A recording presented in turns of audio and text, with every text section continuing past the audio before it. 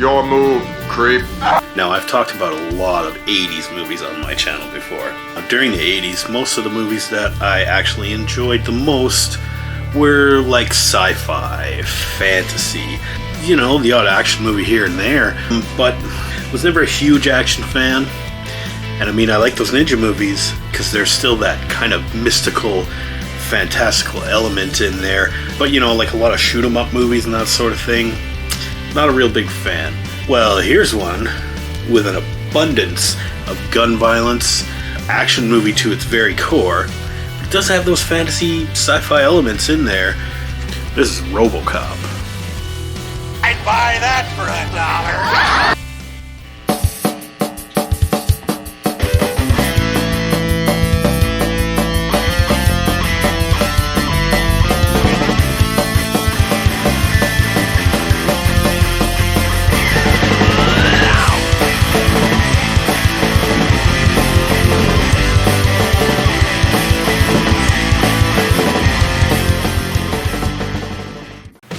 Yeah, 1987's Robocop. Classic movie. Again, not one of my favorite 80s movies, but this is a quality, fine film. Bitches leave. This, you know, coming from the 1987 point of view, is basically a parody of law enforcement. And the fine line between criminal and lawful behavior, and moral and immoral behavior, also humanity, what makes us human, what keeps us going every day as human beings.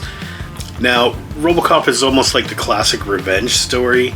You know, our protagonist is brought back to life to avenge his own death, and yeah, that's Robocop. So the movie stars Peter Weller as the titular Robocop, also known as Alex Murphy. Now, Alex Murphy is a police officer in the Detroit Police Department.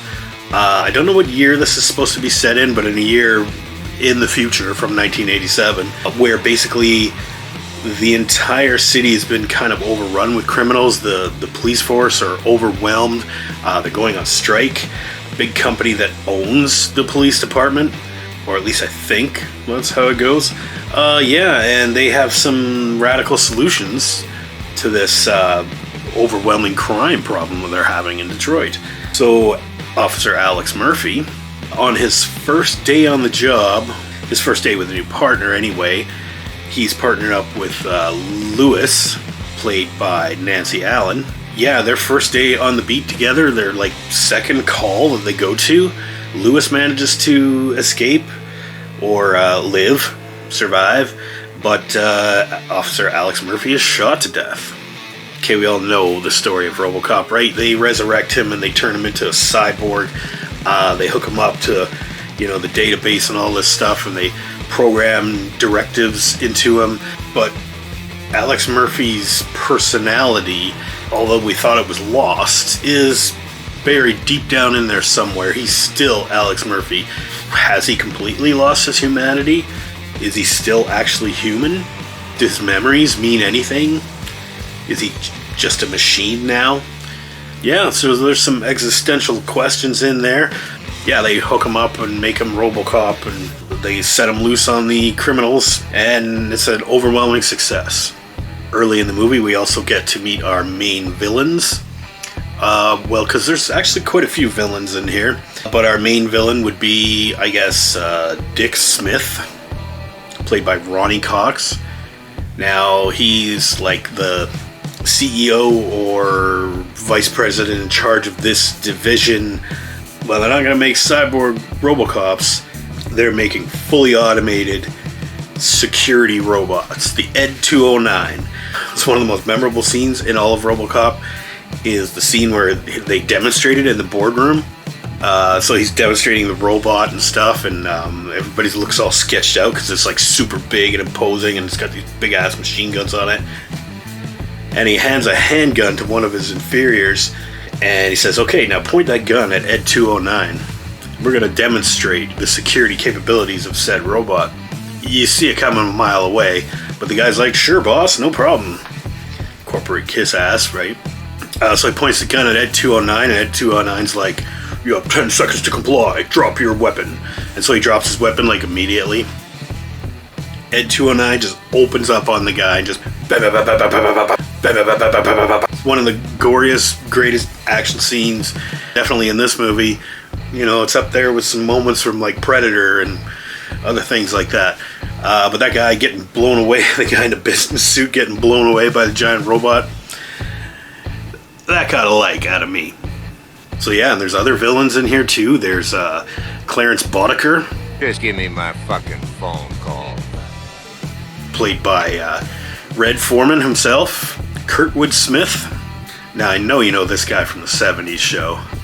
And I was just waiting for him one time in this movie just to say something about putting his foot up your ass and calling somebody a dumbass. And but he gets some good lines, and he's just an asshole in this movie. Bitches leave. He's basically like the street level boss, in charge of all the actual like criminals and stuff, whereas Ronnie Cox is like the corporate partner, really pulling all the strings up there. But yeah, Clarence Boddicker, what a motherfucker. And I think only Kurtwood Smith could have pulled this one off. So he's great in the movie as well. All the actors are good in here. Even the old man, played by Dan O'Herlihy. Yeah, he's the old guy. He's just kind of an old coot and grumpy old guy and whatever. He's like the CEO of the OCP. And he's overseeing all this. He actually comes back in the second movie and he plays a much bigger part. Yeah, all the acting is really good in here. Everything is taken so seriously. But the extreme violence and extreme gore and cynicism of this movie is like, it's like a dark comedy. It's like a parody. And it's like... Madam, you have suffered an emotional shock. I will notify a rape crisis center. A parody of other action movies, a parody of like sci-fi movies. I'd buy that for $1. I don't know, but you can't completely take this all that seriously because it's so extreme, it's so over the top. Like, Dead or alive, you are coming with me. Well, it's made by Paul Verhoeven, also known for super gory movie Starship Troopers. Yeah, that was a great sci-fi movie, but that was gory as fuck. And this one being pretty gory also had makeup effects and prosthetics and like practical gore effects and stuff done by Rob Bottin, famous for doing The Thing and a bunch of other great stuff. Oh, Humanoids from the Deep, don't forget that. Also doing the stop motion and creating the robot, the Ed 209. That's done by Phil Tippett. Same guy who did the Imperial Walkers in The Empire Strikes Back. There's a lot of talent behind this movie. Like, it's got a good director, got great actors, got great special effects for its time. It is 1987, but I think it's pretty good. I think it all holds up. I think the characters are good, the story's well told, it's exciting. I don't want to give away the ending. There is one actor I forgot to mention, Miguel Ferrer. I think he's really good in this. He's like a slimy business guy or whatever, the head of the Robocop project. So he's kind of Robocop's creator, but he gets like, I don't know, I think blown up. Clarence Boddicker kills his ass anyway. Bitches leave. Yeah, this was like an R-rated movie, and I would have been just too young to go see that movie. He didn't see it in the theater, but of course this was at a time when home video was basically about a year behind, maybe a little less than a year.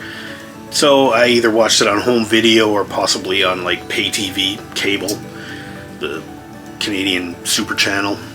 Now, it had been about almost 20 years since I'd actually seen this movie, but I see a lot of people talk about it online, especially younger generations, and I think that's awesome. That something I thought that was really cool back when it first came out, and see people that were born 20 years after the movie came out still regard it to be like a classic. And back in 1987, who would have guessed that Robocop would be a classic?